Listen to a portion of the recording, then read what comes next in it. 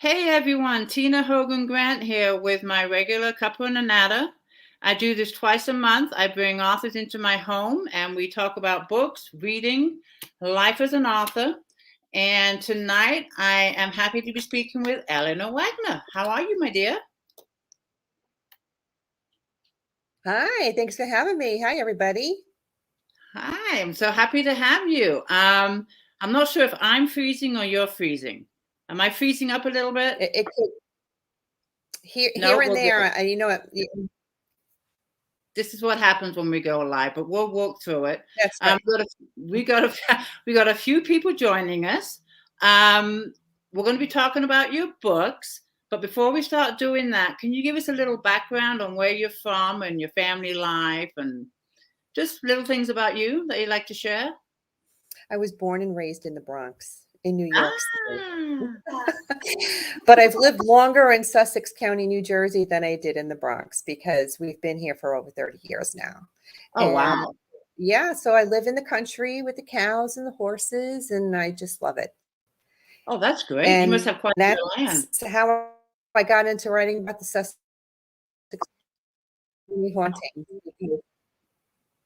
Wow, that's great. So, your first book came out what year? In 2015. In 2015, and yes, and that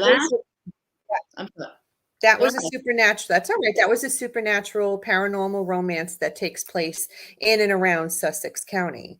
And I actually had written that book. This is the cover of that one. It's called Dream a Little Dream. Okay. Like that. And that one was written, believe it or not, in the 90s. I had written the book. It was like, it's done. I'm so excited. Put it in a box, packaged it up in the closet, and didn't look at it again until 2014 when classmates.com came out on social media, and I reconnected with an old high school friend. And he said to me, oh, I had a book and I published it, and I was envious. And I said, what? I'm so excited for you. I'm thrilled.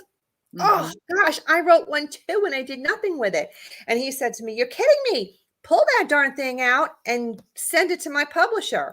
And I procrastinated because that whole fear of rejection, like, yeah, because you get those letters, those rejection letters, the pain. They hurt your heart. And I thought, well, you know what? It's been a long time waiting.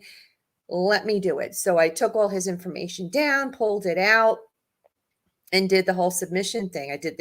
They asked for, I think, the first 3 chapters, if I remember correctly.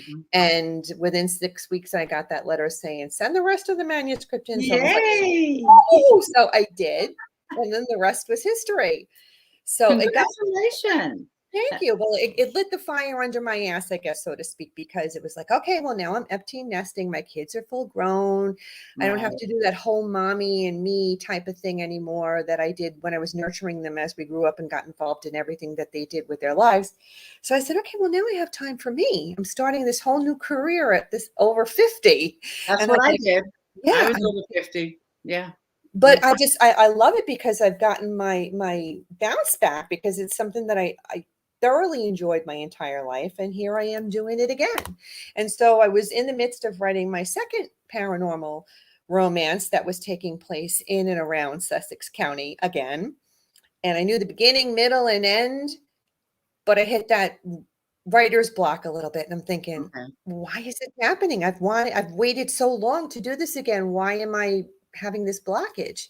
But I really feel like there's fate involved here a little bit, because, nothing for me is a coincidence. And I was at a writer's group and we're tossing ideas around, and I've been sensitive since I was a kid. I've seen ghosts and lived with them. Wow. That was one of my questions, but you're answering it right now. So go ahead.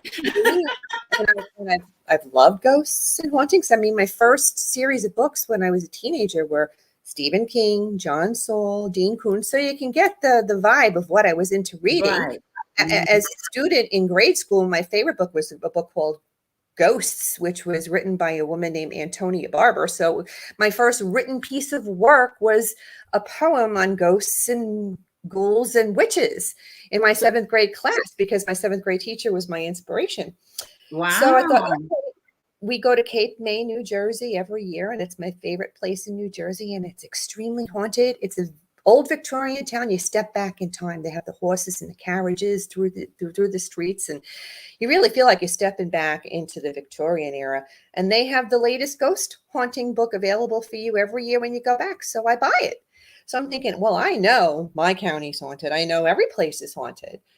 Why don't I pitch it on social media and see if readers would be interested in reading about the hauntings in our county? And when I put it out on social media, my phone didn't stop dinging for weeks, Tina, for weeks. Really? Yeah.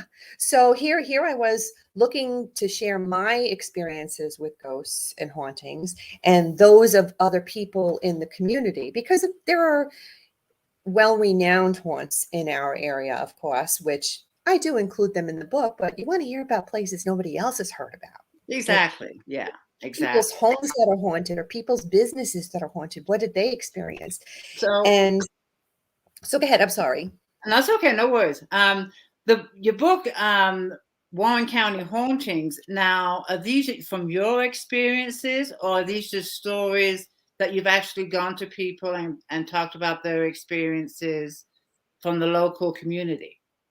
Warren County Hauntings is the most recent book. The very first book was called Sussex County Hauntings and Other Strange Phenomena. Okay. Sussex County is where I live. Right. And so when I was writing about Sussex County hauntings, people were writing to me and emailing me stories or asking me to call them on the phone too, because I did interview over 100 people via phone, email, all those wonderful ways we can get in touch with people. And they were sharing stories with me about Bigfoot sightings in High Point State Mountain, which is 5 minutes away from my home. And then they were sharing stories with me about unidentified flying objects that they've seen in the area.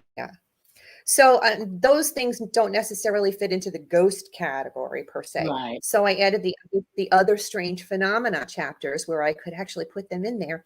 And I'm so glad they did, because they were wonderful stories. And in the first book, the Bigfoot chapter is probably the largest in the whole book, because there were so many sightings by people. And I'm talking state troopers, teachers, park rangers, people that, you're not going to think are just pulling this from their brain. They're actually. How about you? Have you seen them? I have not seen Bigfoot. You've not seen Bigfoot. No, I've not seen Bigfoot. No, I haven't. But my neighbor right down the road, who I had to change her name because she was afraid people were going to think she's crazy. She's had her own personal account with me. And that came out actually in Sussex County Hauntings too, because as you can see, all those stories made, one book full. I had a whole bunch of them to make a second book, and I'm currently writing Sussex County Hauntings 3.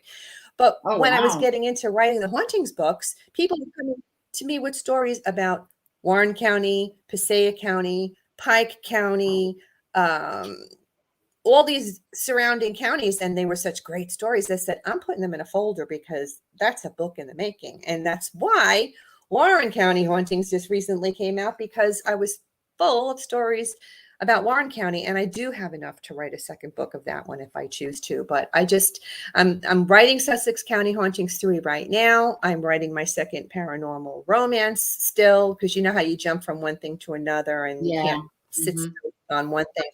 But I'm definitely going to write hauntings on Pike County. So I think Pike County will come after Sussex County 3, and then I might delve into Warren County 2 then. I haven't decided yet. But I just got haunting stories abounding. You can just work your way across the states and go to different counties. I can. And the fact that I ended up writing the other strange phenomena chapters was really a godsend, because as I mentioned, when I wrote book 1, I was able to use the Bigfoot and the UFO stories for that. Right. And then there was also these stories coming through about these hidden underground tunnels that we have in the counties in the area. And those stories were amazing. And so I put those in the first book as well. But when I was writing the second book, I was getting stories from people about when they were with their loved ones at the time of their death, which is amazing and poignant stories that people can hear about, that have that faith that they are always with you, because everybody loves those hope stories and faith stories. And then there were stories of people receiving visits from their deceased loved ones. How wonderful is that? And those are poignant and heartwarming stories as well. So they fit perfectly into the other strange phenomena category. And so I put them in book 2. And then when I was writing the Warren County Hauntings and Other Strange Phenomena, I was receiving messages from people about their near-death experiences. Wow, you want to hear a story that changes a person's life? A near-death experience is definitely a story that changes someone's life forever. And those went into the Warren County Hauntings book. Oh, wow. And you're currently working on book 3. I am. I'm working on Sussex County Hauntings book 3 right now. And when do you think that one will come out? That'll probably come out. It depends on how quickly I can get myself motivated, because I'm in, I've taken on the task of doing this podcast with the Paranormal UK Radio Network, and I do that bi-weekly. So as I mentioned earlier, I did use the summer to educate myself about the equipment and how to go about doing it with the interviewing process and so on. So I do have a lot of interviews under my belt that I worked with over the summer. But as you know, it's time consuming, and the editing process is time consuming. So that's what I'm going through that right now. Edits for my next book, and that's and I'm a writing a book I hate. I hate editing. It has to go to the editor too, but I go through it a few times, clean it up, and then it goes off to the editor. But this is a part of writing a book I just dread and hate. I know. Yeah. And I'm a perfectionist. So, and we never catch everything. So we go to the editor who knows exactly what they're doing, and that's their job. But still, I have to do it myself first before you send it to the editor. Not every mistake is going to get caught. You can have 5 or 6 5 pairs of eyes on this book, and still, I can see a mistake slipping through. And it's frustrating. So time consuming. It really is. I want to say hello to a few people before we continue. I had a question about your podcast, but I want to say hello to, can you see the people here? Did you click on comments? But we have Beane here. Yeah, Bee's here. Okay, yes. Oh my. Tina is here. I recognize those names. I do. Yeah. Yay. Yes. Raina is here. Yes. Rose is here. A lot of people here joining us tonight. Thank you, ladies. And if you have a question for Eleanor, put it in the comments. We're trying to get to what we can. Ruth is here. She says, welcome to the Cuppa A Natter, Eleanor, from Peculiar, Missouri.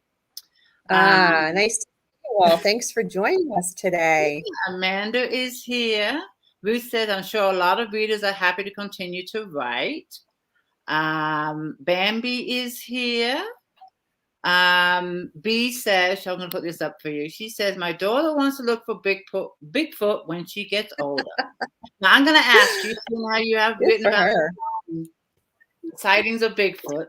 Is he basically in one county, or is there more than one, you think? No, they're all over the place. So there's more than one.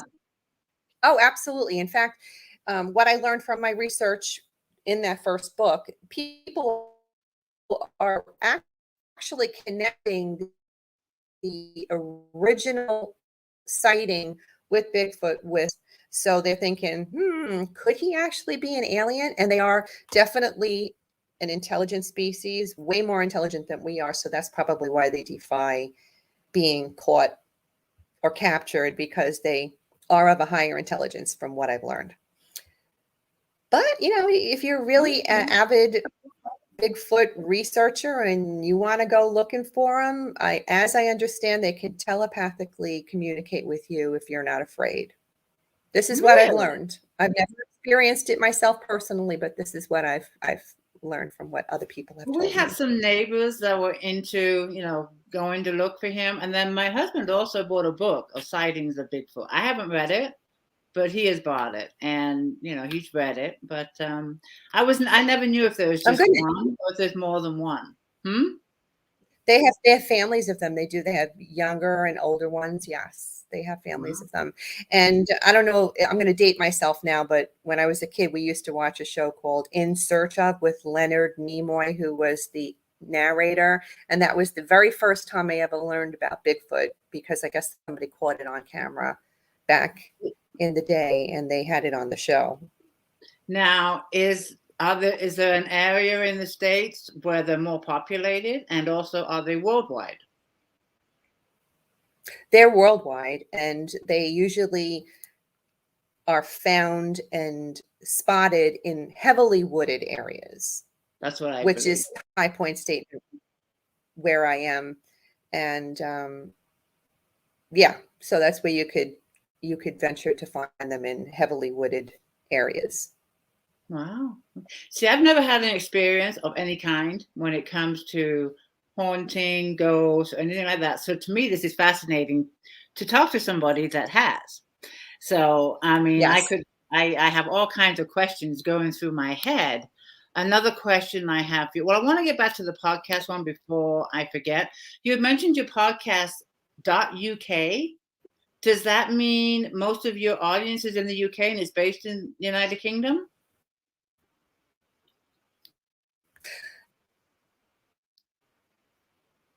No, it can be found anywhere you get your podcasts. But I happened to be picked up by the Paranormal UK Radio Network, when I was looking for one to pick up the show. And people in the UK do read my books. So it was actually a blessing in disguise, because I do have people that read the books in the UK. So to have the radio network there would, be to my benefit.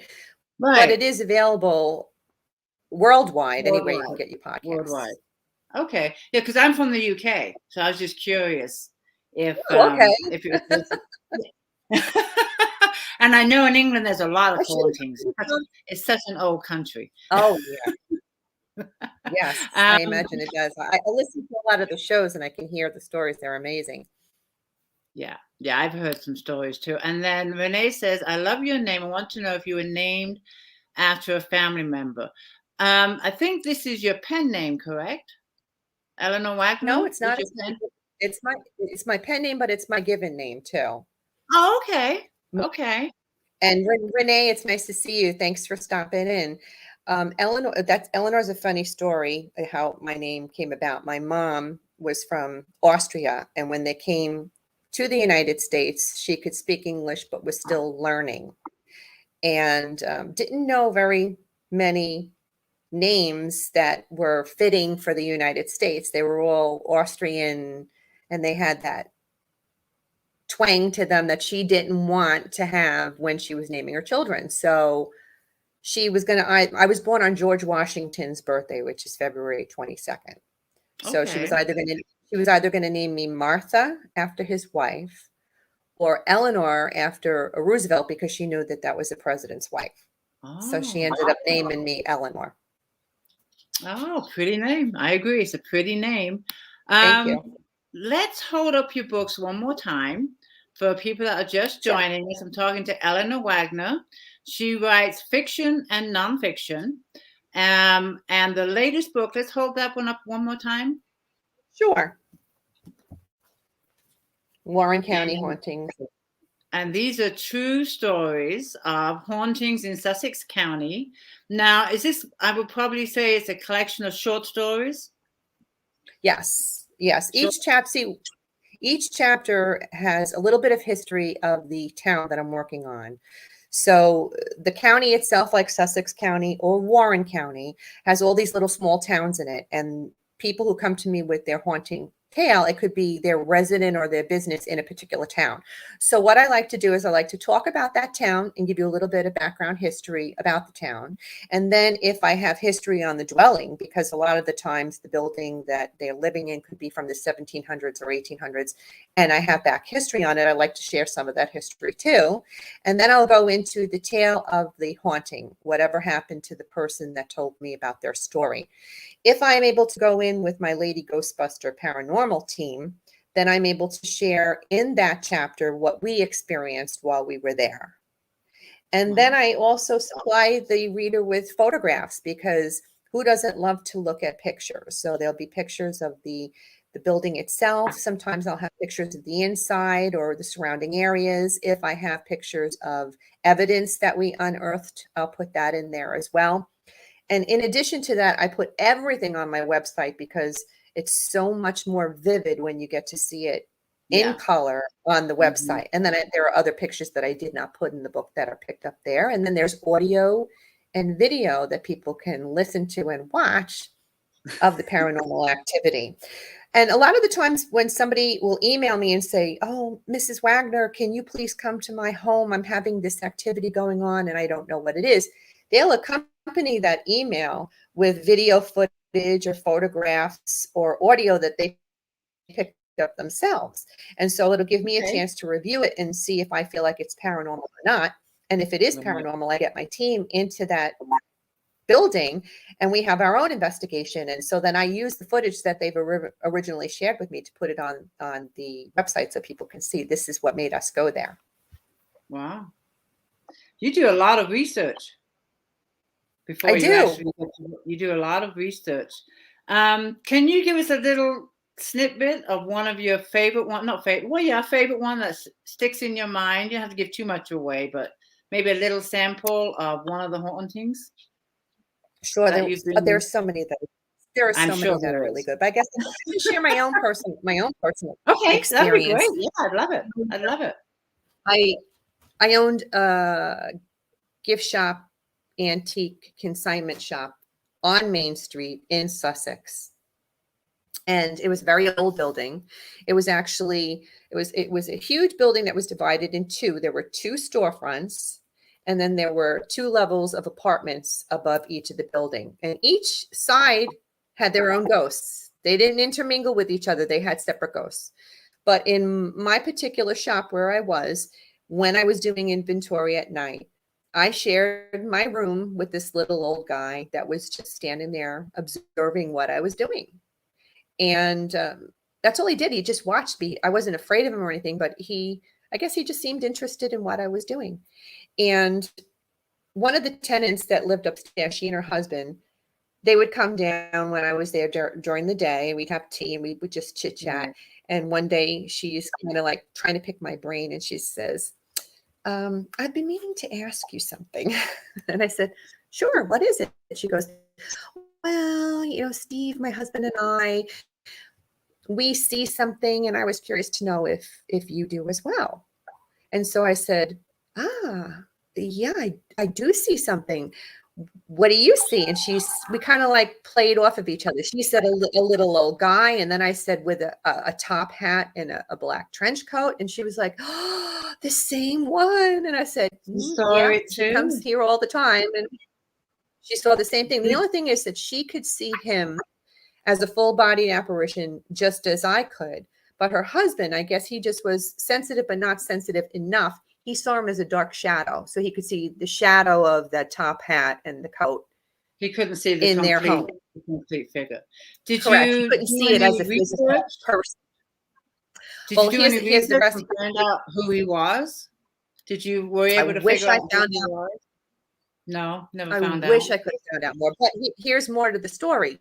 So one day a customer comes into the store and she's shopping around and she said, I got a surprise for you. I said, really? She goes, yeah, I got this great photograph of your building.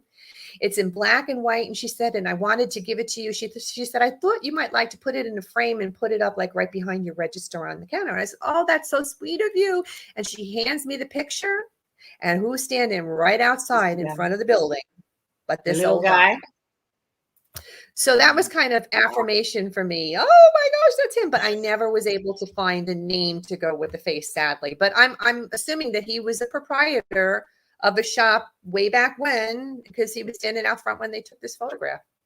And when you saw him, how long did he stay there? Like in the same room with you, watching you? Pretty much the whole time I was there. Yeah. And did you ever try talking to him? No, I didn't. No. And he never talked.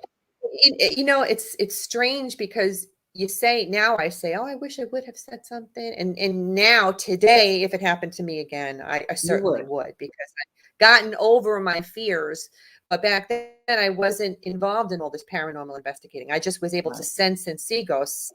And when I was a kid, I was terrified because, you know, you don't know that they're only looking to try and get your attention because they have something that they want to say, a message they want to get to you, but you don't know until you really like learn about all this stuff and start getting involved in it. So when I was a kid, I was terrified of it. As an adult, I can tell you that the hair stood up on the back. You can't get enough of it. You can't get enough of it. But now that I'm doing all this investigating and stuff, I definitely would strike up a conversation. I'd whip out my K2, I'd get my audio and say, here, if you got something to say, tell me what you want to say. Because notepad out. Yeah. And this all happened before your first book or the nonfiction books? It all happened before.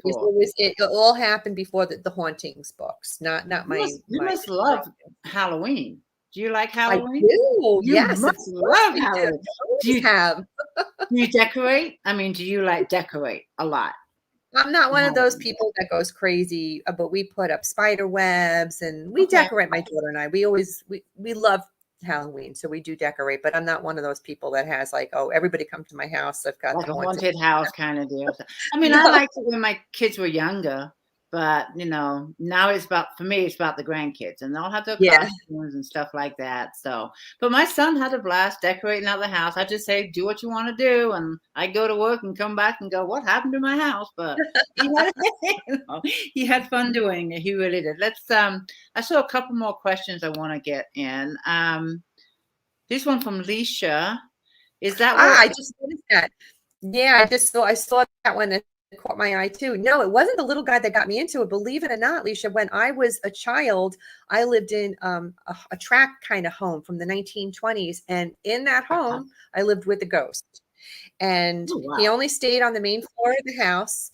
And as I said, I was a child. So I was terrified because I'd be in my bedroom at night, in my bed, and it wasn't pitch dark. They were kind of like, it was a city. So there were lights from the street that were shining through the windows. So I could see him come from my living room, the corner of my living room, walk to my bedroom, into my bedroom, and stand at the edge of my bed. And I'd be terrified and have the blanket covered up. And my God, I'm not going to look. I'm not going to look. And I'm thinking to myself, you know, is this real or not? But it was every single night. And it wasn't until I actually moved my bedroom down into the basement where it was pitch black that I actually got to sleep, because I wasn't afraid of seeing anything, because I would open up my eyes and it would be pitch black. I couldn't see anything. Wow. And now I know all he wanted was to get my attention, but I was a little kid, so I didn't know anything better. So that was my first experience with ghosts. And I knew from that point on that when I would walk into a building, I would get what I call a foofy feeling. My friends tease me about it because it's my foofy feeling. And the way I describe it is, I feel like I'm drunk. I feel like I'm off balance. Seriously, I feel like I've had a couple and I'm just like, whoa. And then I'll know that there's something in that building. And I can tell whether it's good or it's bad. That's the extent of my abilities. I have some women that I work with, which are amazing. They can hear and speak and communicate, and it's amazing. I don't know if it's a blessing I'm just blown away by the stories you're telling me. Mm-hmm. The question that I had is, of course, I know nothing, so I'm asking you. These ghosts that are in these houses, they obviously lived there or had a history with this building. What, if you have the answer, what keeps them there and haunts it? Is there something, you know? It could be a number of things. Sometimes it's just an emotional attachment to the building. They feel a responsibility for it, and so they don't want to leave. 90% of the time, it could be tragedy, especially when 90. Yeah, because with children, they're gonna, if they die tragically, they don't know they're dead. They miss the light and they're kind of stuck. And they're afraid to go to the light because the children are afraid.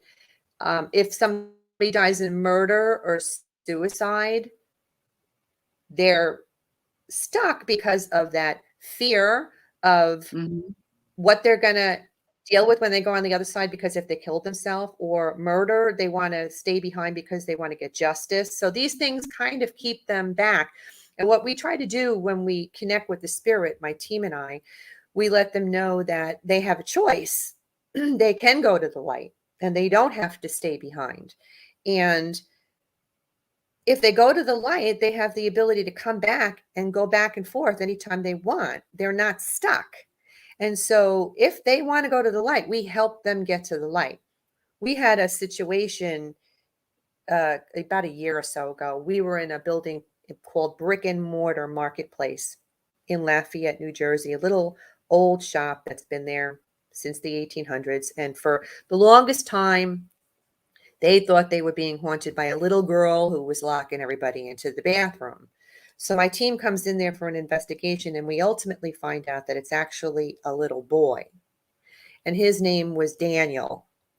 And Daniel had kind of made a connection with an adult ghost by the name of Salvatore. And the thing that the two of them had in common was they were alienated from society. Daniel was an epileptic. So think of a child being an epileptic in like the 1800s. Right. They think of it as a curse. They keep them away from public. So he was locked up pretty much all his life because of it. And the gentleman, Salvatore, he was a gay Catholic. And he took his life.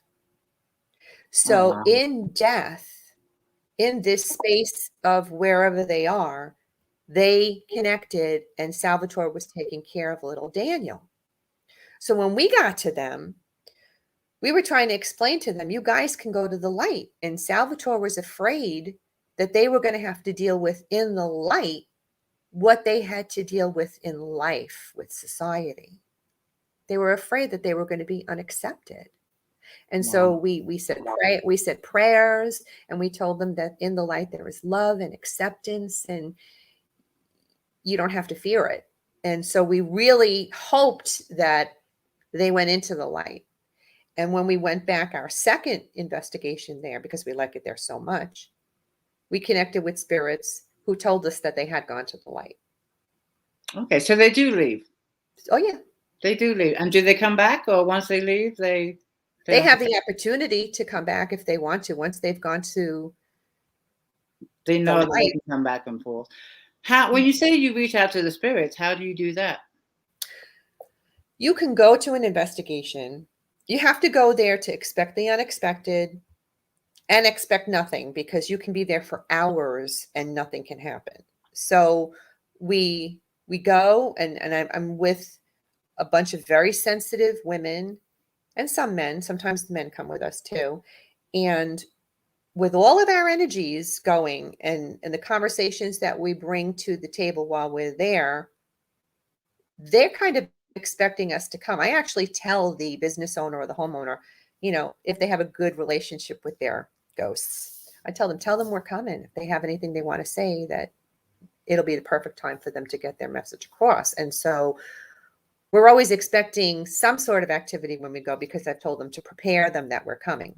But like I said, you can never really know if something's going to happen. So when we get there, we take out all equipment and we kind of sit down in a quiet place. We might light a candle, and we'll just talk and try and tell them we're there, and we've what our equipment is and what the equipment can do for them, how they can communicate with us. So I'll have my pendulum. A pendulum is a little stone that's on a chain, and I'll put it on a stand, and then I'll tell them that they can move that pendulum if they want to say, it's whatever you want to say. Circle is yes, straight back and forth is no. It doesn't matter if you do it the other way around, as long as it's whatever you say it is. Whatever you communicate to the spirit so they can. And then we'll have K2s, which are these little gadgets that light up. You can go from red to green, and they'll be able to do that themselves with their energy.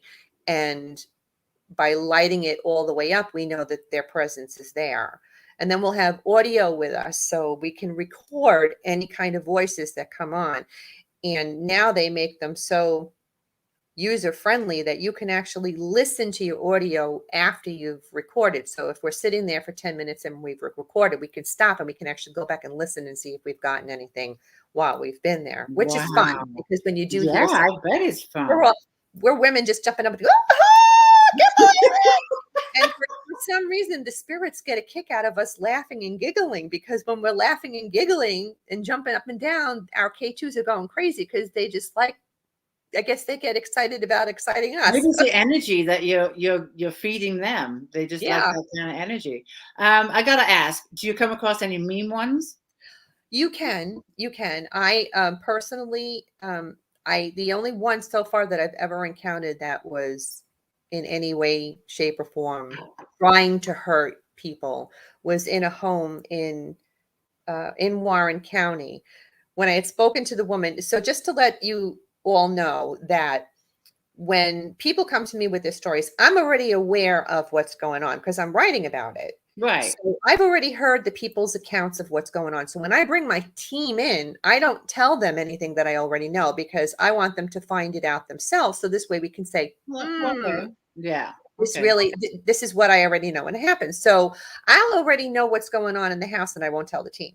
So we went into this home in Warren County and I had already known that the woman had lived there with her family growing up. Her children grew up in this home and they'd had activity. I can't remember if it was her son or her grandson that was afraid to go downstairs in the basement. People were almost pushed on the stairwell. Now, to me, being pushed on the stairs, I take that as somebody trying to push me down the stairs.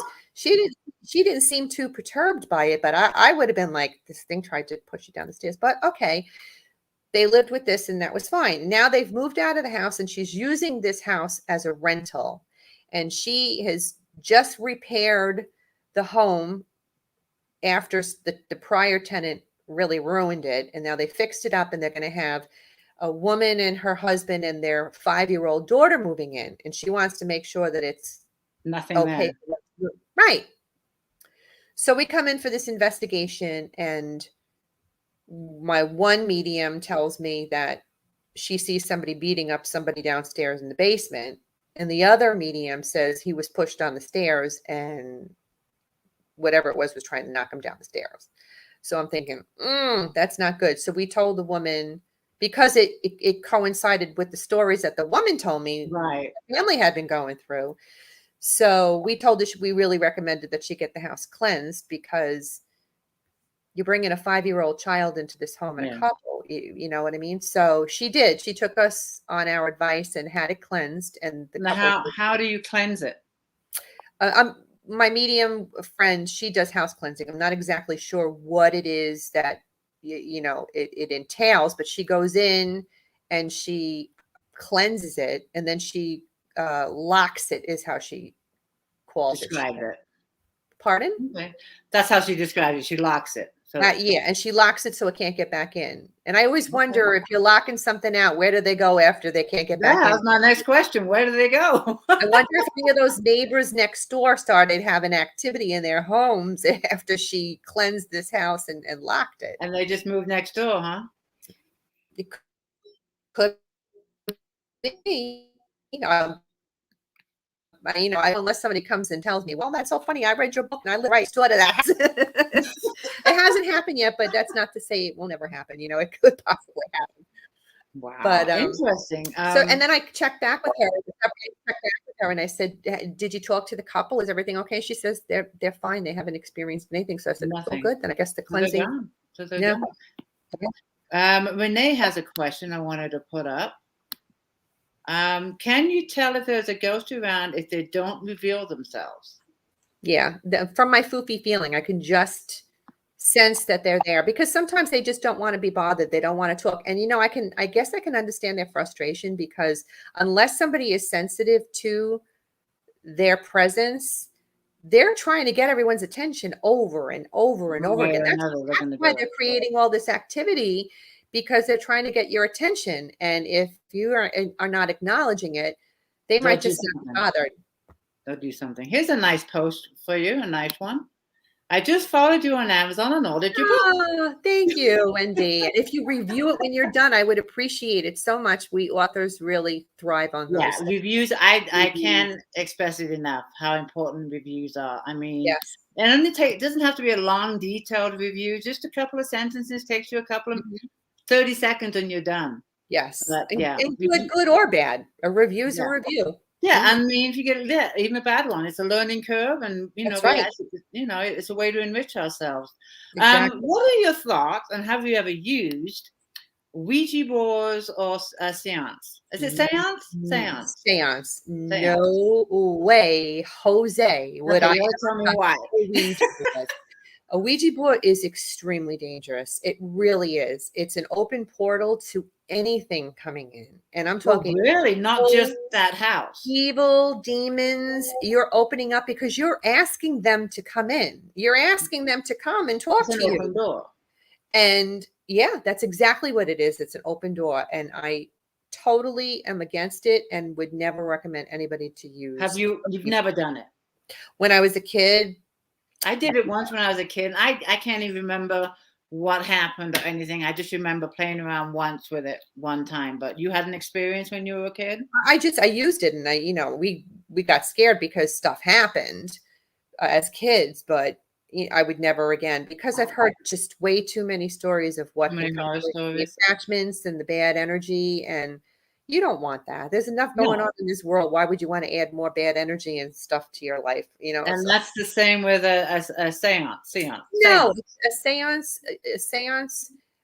First of all, I really don't think anybody that doesn't know what they're doing is going to get anything out of a seance. If you're going to have a seance, you're going to want a true medium there who knows exactly what they're doing and can do it in a professional manner that is going to be effective. So I don't have anything against seances, but it should be handled by somebody that knows exactly what they're doing.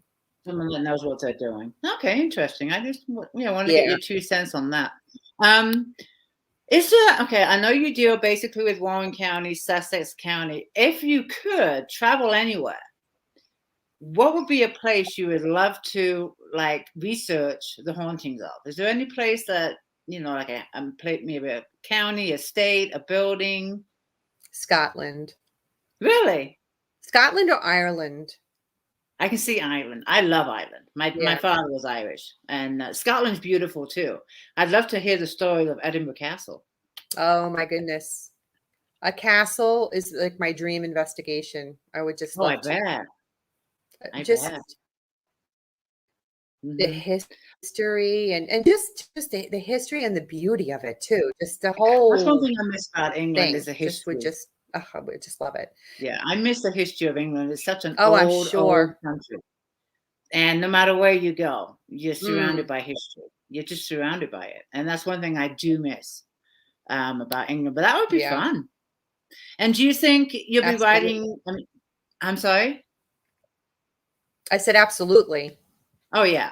Um, do you think you'll be writing any other genre, or this is it? You found your calling and you're just going to continue on with writing about hauntings?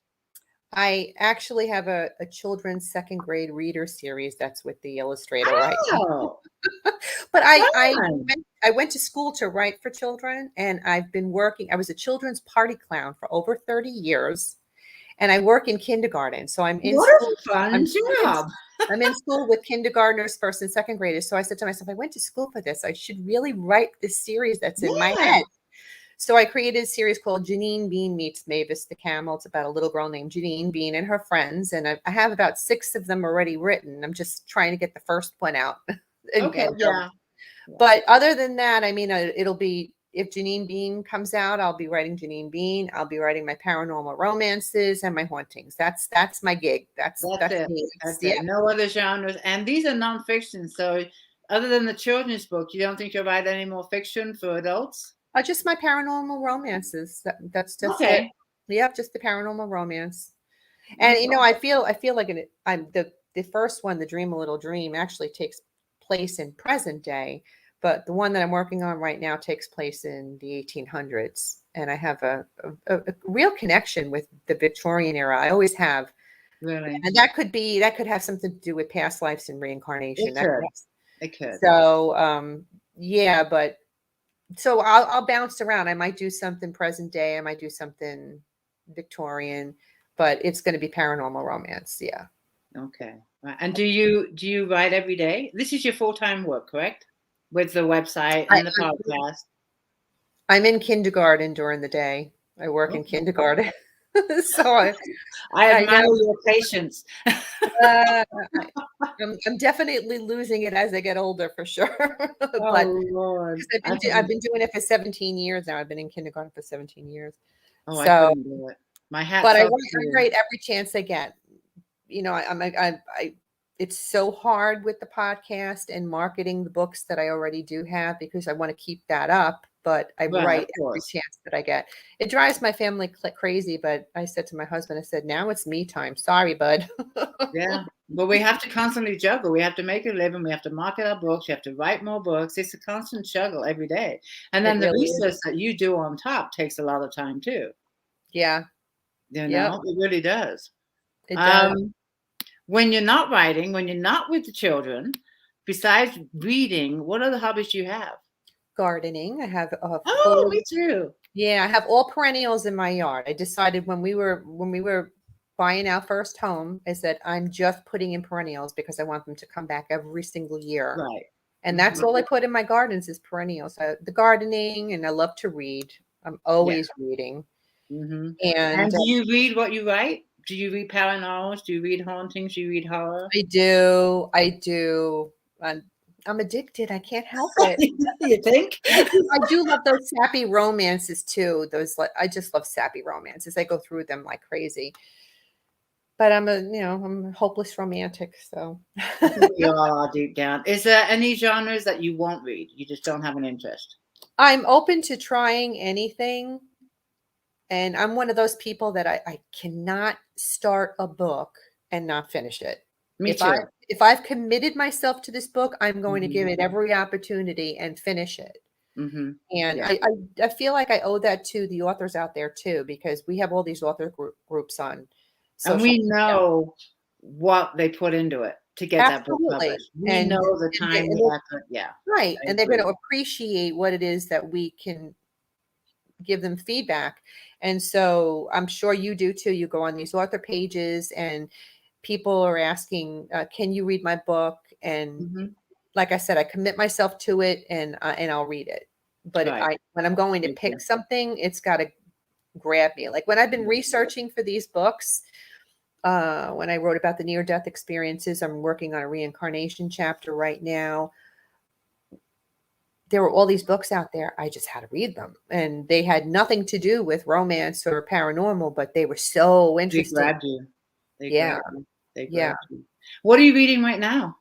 Right now, believe it or not, I have this on my website, I do this article every month. It's called My Friend the Author. And what I do is I pick an author and I'll interview them and write an article about them. So a little while back, I had written an article about this lovely author named Anne Lucy Shanley. And that's whose book I'm reading right now. It's called May. Oh, okay. I love the cover. All And right. it's about like the apocalypse and zombies. And it's a Oh, love you love story. that's right down your alley. That's right Love down your story alley. and zombies, and it's so well written, so well written. I messaged her the other night and I said, I can't put this book down.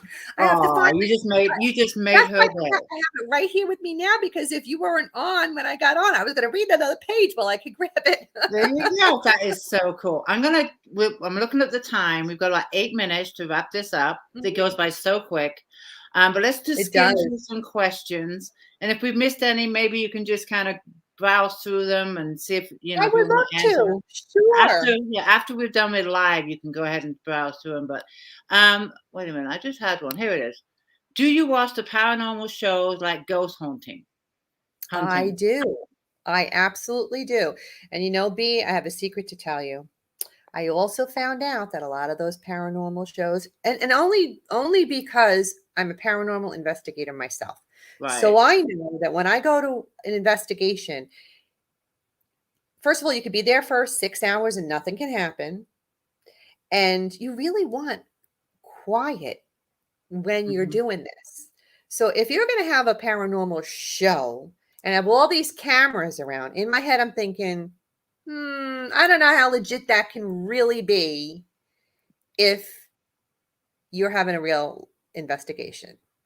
So kind of like think about that. True. That makes sense. That makes a lot of sense. Entertainment, and it's fun to watch, but it's not reality. It's not reality. I don't think so. Yeah, I agree with you. I'm gonna have to shut this down pretty soon. I'm fascinated by your books, what you do. I mean, it's amazing because I've never talked to anyone, number one, that's had a haunting experience. So for me, this is all new. I think it's like, wow. Coming from England? Coming from England, yeah. Oh, my goodness. I've been hanging around with the wrong people. But I do want to talk about your giveaway. If you can let the readers know what you're going to be giving away. And I have a couple I want to talk about too. So I'm going to hand it over to you to just give a short summary on what you're giving away. Well, I'm the traditional type of person that I love to read a book with a binding. So I have a paperback book of my very first paranormal ghost stories. Nice. The Sussex County Hauntings and Other Strange Phenomena that will be given away for somebody who would like to read that. Sweet. And then I also have audiobook copies. I have all my books, except for Warren County is not on audiobook yet. I'm actually learning to try and narrate it myself. So I might narrate that book myself eventually. But all the other ones on audio. So I have audiobooks to give also. Okay, so how many of the audiobooks do you want to give away? I have the Sussex County Hauntings 2 audiobook, and I have the Dream a Little Dream. Perfect. Audio. So we got a total, I want to make sure I'm doing this right. 3 giveaways? Yes, ma'am. Oh, wonderful. Thank you so much. And You're then welcome. I also give away a box of tea bags. These are the Yorkshire tea bags. English tea bags. So this is what I drink on my Cuppa A Natter. So someone's going to get a box of these. And then a $5 Amazon gift card for another reader. But to get in that drawing, and I'm sure a lot of you already know, you have to share this video from my author page and tag me. So if you share the video from my author page and tag me, then you're in the drawing for the $5 Amazon gift card. So all of these drawings are for the readers that are watching us tonight for the live video. You're all entered in all these drawings except for the video one. You got a tag for the $5. And now I can either pick all the winners and tag you, or if you like to pick winners, you can do it. You can do it. Okay. Yeah. And I'll probably announce it in a couple of hours, and I'll tag you. Great. And if you want to go to my author page and in the group, you'll find other questions that we probably did miss because I've had so much fun chatting with you. Thank you so much. This has been a blast. I've had so much fun. I wish we could go for another hour. Thank you so much for having me. It was great. And what a turnout. Thank you, everybody that showed up. That was so exciting. And I will go through and answer the questions that we weren't able to. And I did put some of your links in the beginning of the video, but if you want to add any in the comments or links to your books, feel free to do that. Oh my goodness, I can't wait to share the teaser for the one. Please go ahead and put it in the comments. My daughter is my editor, and she created the teaser video. Or if you just want to post it in the group, just post it. I would love to. That way they can see it. Okay. Thank you, everyone, for being with us. I always love doing these chats with authors, and thank you, Eleanor. This has been so much fun. Thank you for having me. And good night, everybody. I will tag you in a couple hours with the winners. Thank you. Good night, everybody. Thank you. Good night, everyone. Good night.